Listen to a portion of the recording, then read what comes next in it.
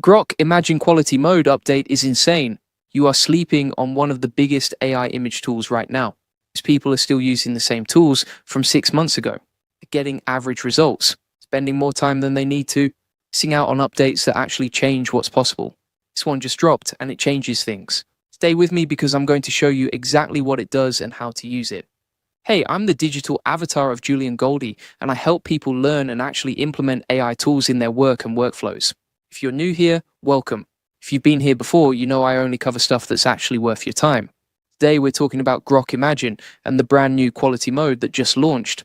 And before we get into it, I need to tell you about something coming up later in this video that most people completely miss when they start using Grok Imagine. It could save you a ton of time. Stick around for that. First, what is Grok? Grok is an AI assistant built by xAI, Elon Musk's AI company. It has real-time access to information from the web and from X, formerly Twitter. It can chat, answer questions, help with code, and it's getting seriously good at generating images and videos. You access it at grok.com or through the Grok app on your phone. Inside Grok, there's a feature called Grok Imagine. This is where the image and video generation happens. And this feature has been moving fast since it launched in July 2025. Here's the timeline so you understand how fast xAI has been moving. July 2025, Grok Imagine launches. Second video clips from text. Off but functional. October 2025, generation speed drops to under 15 seconds. Instant image generation gets added. January 2026, they launch the Grok Imagine API. Developers can now build on top of it. February 2026, version 1.0 drops. Videos go to 10 seconds at 720p resolution with better audio. March 2026, they add the ability to chain video clips together using Extend from Frame. And now, April 2026, quality mode lands. That's 9 months from rough beta to this. So what exactly is quality mode? April 3rd, 2026, xAI officially announced it, powered by their most advanced image generation model. Enhanced details, stronger text rendering, and higher levels of creative control. They've now on web and mobile at grok.com Imagine. For this, there was one mode. You typed a prompt, you got a fast, infinite scroll of results.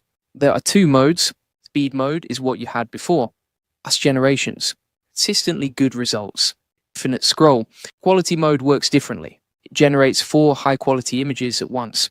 More detail, or realism, better creativity, and significantly stronger text rendering inside images, which has historically been one of the weakest areas for AI image tools. If you've ever tried to generate an image with words in it, you know how bad it usually looks. It is scrambled, it's jumbled. Quality mode is built to fix that. Trade-off is time. Quality mode takes longer. For quick exploration, speed mode makes sense. For something you're actually going to use, quality mode is worth the wait. Check your current plan for any usage differences between modes. Let me break down the 3 things that actually improve in quality mode. First, detail and realism. Textures are sharper.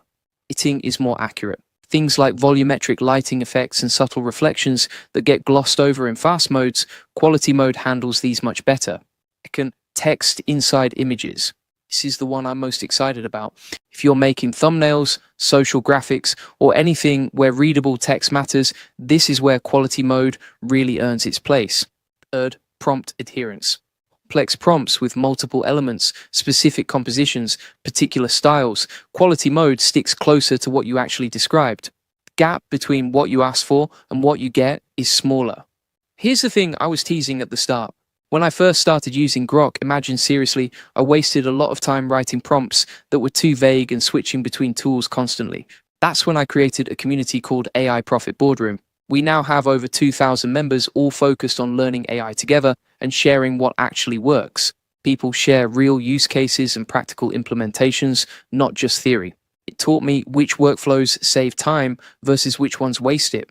If you're serious about using AI to improve your work and skills, check it out. Link is in the description. Now let's talk about who this update is actually for.